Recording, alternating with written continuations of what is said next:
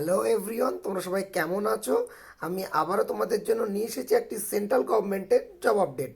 তো আজকে আমরা দেখব ডিএমডব্লিউ রেলওয়ে হসপিটাল পাতিয়ালাতে ফার্মাসিস্টের একটি ভ্যাকেন্সি বেরিয়েছে।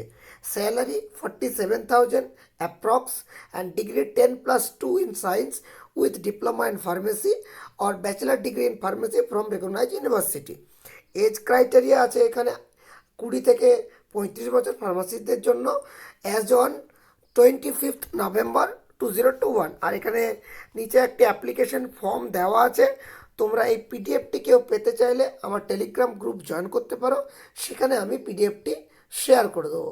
So thank you so much and stay tune with the pharmacist Tanim and subscribe the pharmacist Tanim any kind of government job update. Thank you.